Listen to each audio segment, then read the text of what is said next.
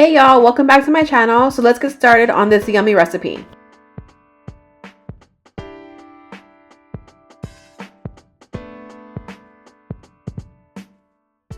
So here are my meal plan baskets. Today is Wednesday, so I just grabbed the Wednesday baskets and I just put all the ingredients that I need for the recipe that I'm making. And I love this idea. So today we are going to be making some Verde chicken enchiladas. They are so good. They are definitely a go-to in our household.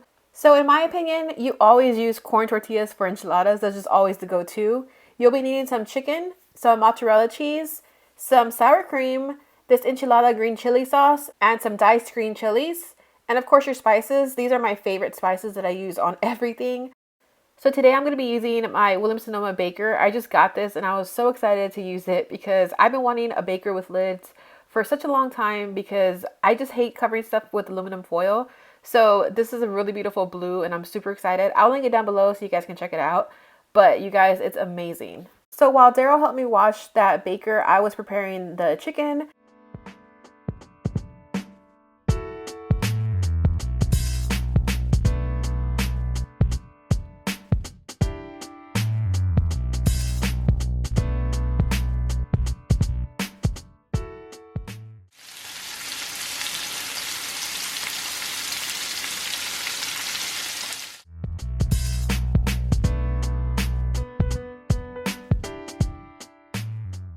So this next part is honestly my least favorite part, but it's definitely a game changer in the way your enchiladas taste.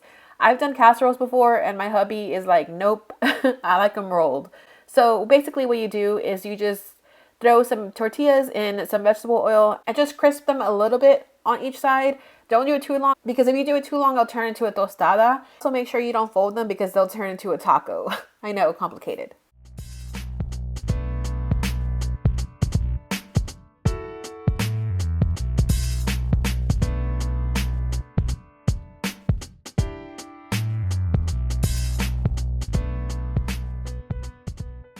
So now I'm just flipping the chicken over to cook on the other side.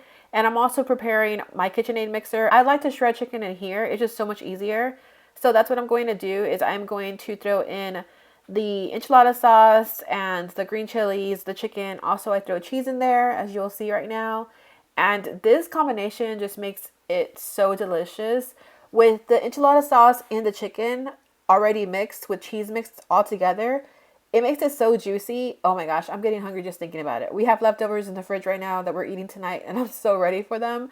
But I promise this is so good. It doesn't look delicious, but I promise you guys it is so good. I promise you make this once and it's going to turn into a staple. You're going to make it all the time. I use the lowest speed for this because I've done it before to where it's a little too fast and it goes all over the place. So be careful with that. So next is just the making of the enchiladas. So I just throw some sauce on the very bottom of the pan. Also, a very important part of making enchiladas is to make sure that you dab every tortilla to make sure the oil isn't too much. When it comes to this, it does get a little oily, so your hands are going to get dirty. But yeah, just dab with a paper towel all the excess oil on the tortillas and just throw some cheese in and the chicken mix. And this is such a good recipe, guys. I love it and I make this quite often.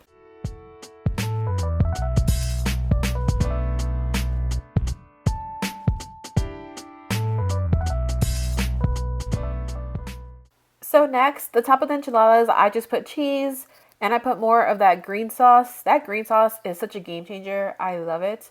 And also I throw in some chicken on top. It depends on how much chicken or ground beef I have left over for the enchiladas. Sometimes I don't put it on top, sometimes I do. Today we had leftover chicken, so I just put it on top. And of course I put more cheese. As far as the measurement for cheese goes, you put as much as your heart desires. I really don't have like a cup or measurements like that. I don't really think Mexicans cook that way. So I just throw whatever feels right.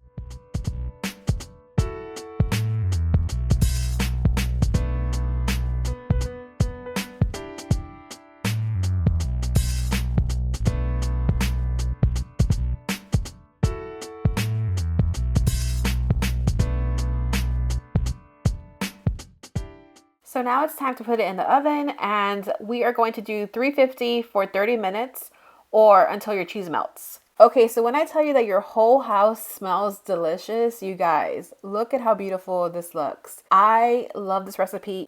It is such a good recipe to make if you need days of food, because this recipe normally lasts us about 3 days or 3 meals, whether it's dinner or lunch. And with the sauce on top of the enchiladas and inside the enchiladas, it makes it so moist. I hate that word, but it makes it so moist to where it's so delicious. So I hope you guys enjoyed this recipe. Thank you guys so much for watching. I miss you guys so much. I promise I will be back with more videos. Stay safe during this time. I love you guys, and I will see y'all in my next video. Bye, guys.